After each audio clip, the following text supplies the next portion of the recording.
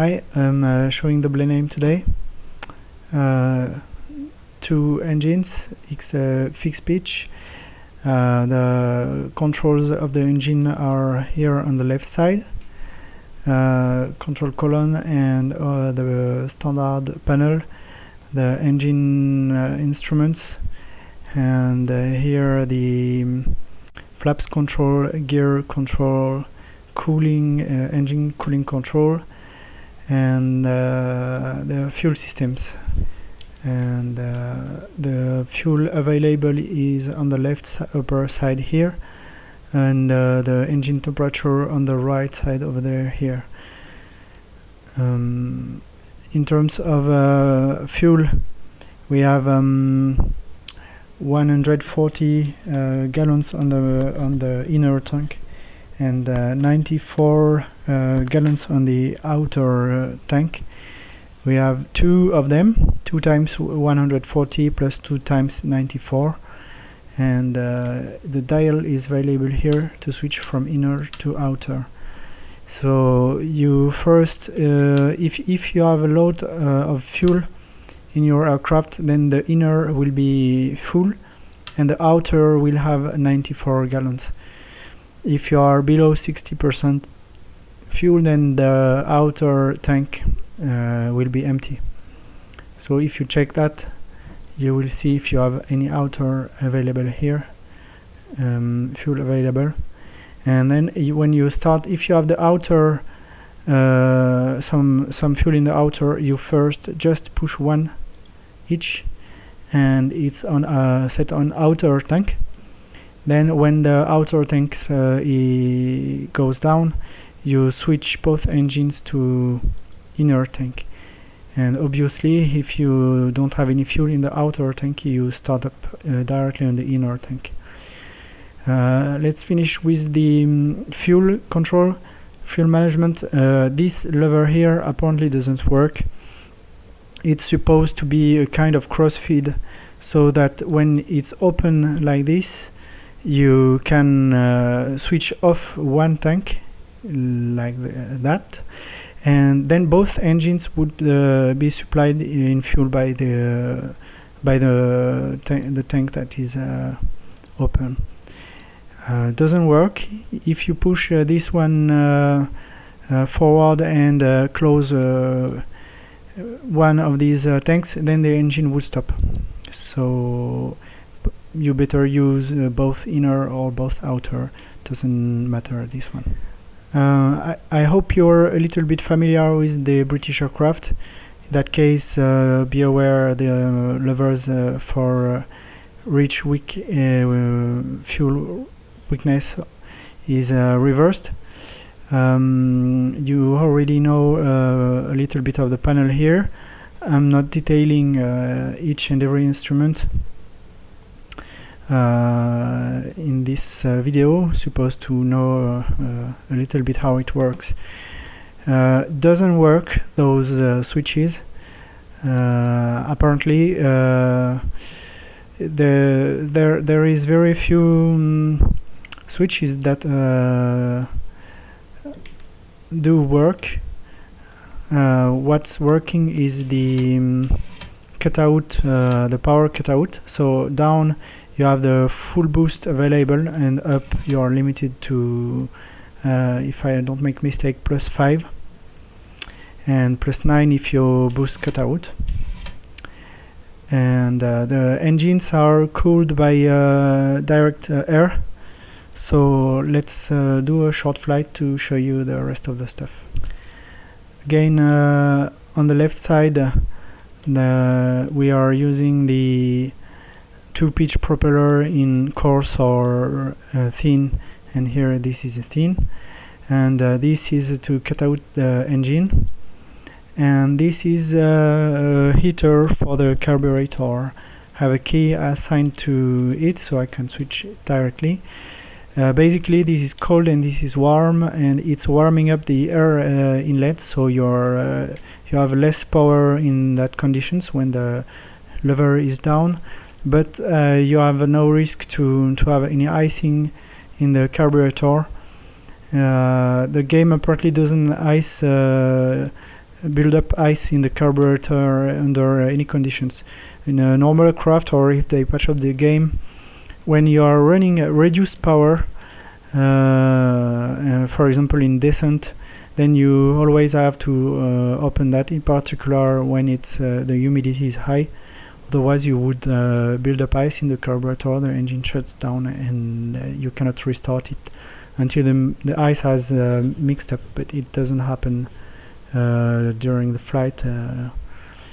In the game, for the instance, it doesn't help. You will never have this kind of engine failure. So all we have to take care about is the cooling opening to maintain below 250 degree. Actually, the engine fails 250 degree, so better keep it below 230 degree maximum, and normal conditions about 200 degree. Starting with just a little bit of power and thin rich mixture. All the defaults are available to start directly, so just inner tank. Okay, we start on inner tank. Left engine run up, right engine run up. On the ground, when the engines are warmed up, you need to remain with the cooling system open, otherwise you would burn the engine. On the ground it's fully open. You have the power available from 100 degree to 200 degree. It starts up at 150 degree to really be powerful.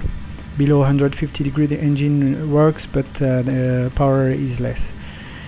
When you are in descent, the best way to do, if you want to do complete reduced power descent, you close the cooling and it will maintain 200 degree. So from time to time to check that the engine temperature is okay under the conditions you are running.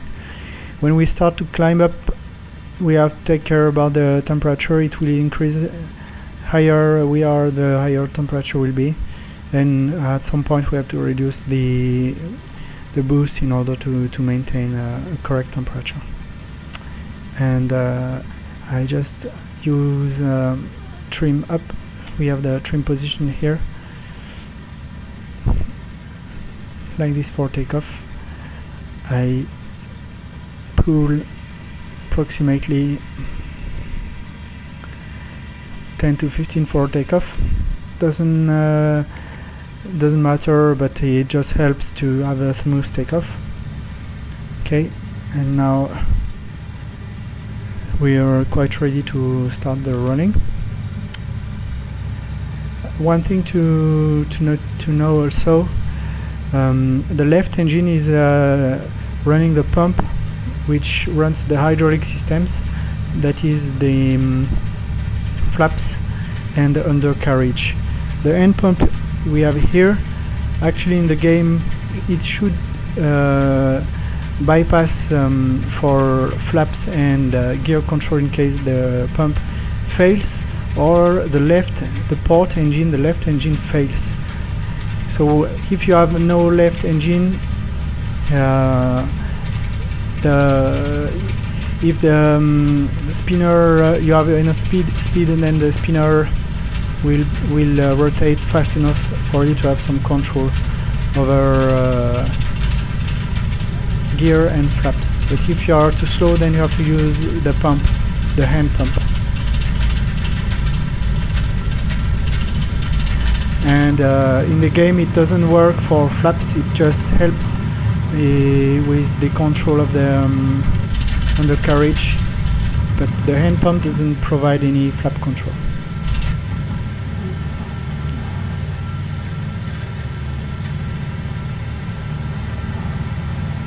We are very heavy. I push a little bit further on power.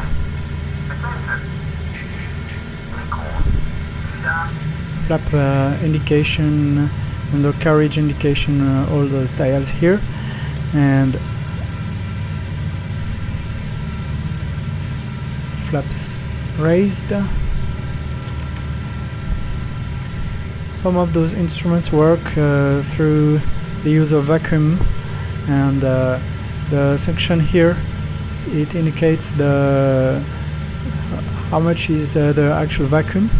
It's made by a gain port engine driven pump, and normally if the left engine fails, we have to bypass and use an external venturi. Apparently it works automatically in the way the aircraft is modeled in the game. So when the left engine is down, you will have some vacuum here available that comes through the use of the external venturi, and the instruments will keep working. So you have still artificial erosion and so on. The consumption, the engine consumption is approximately from 60 to 120 gallons per hour, and you have approximately 100 to 120 if you're running maximum boost at ground level. If you're cruising, fast cruising, approximately 10,000 feet in auto reach, you will burn close from 90 gallons per hour. If you reduce to boost zero at 15,000 feet, you can cruise in auto lean at approximately 170 miles per hour true speed with just 60 gallons per hour. That's the most economic. It means from 4 hours to 8 hours flight, depending how you set your aircraft. Normal flight, I use course pitch all the time. The use of the aiming system, it's just a matter to set your actual altitude and speed. Here I have removed all the information window. In that case, for example, that's 5,000 feet, and just in front of the 20 here, it's 20 minutes to travel 60 miles, so it's actually 180 miles per hour. That's 180, and then I push 190, 200 miles per hour. So I use the 200 miles per hour, and I don't use the true airspeed but indicated airspeed, because apparently it's more accurate. There is no particular reason for that. I think it's just that there is something wrong with the scaling.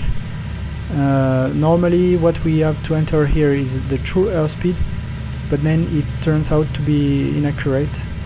So far as I have tested, for example, I want to hit the ground 6,500 feet, and I make sure I have 6,500 feet here.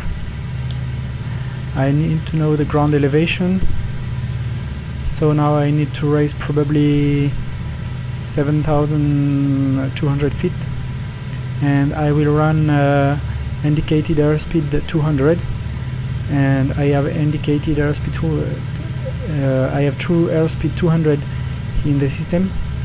That's the right setting in that case. If you don't know how to use this system, maybe probably better tutorial, more detailed tutorial on how to use those kind of systems.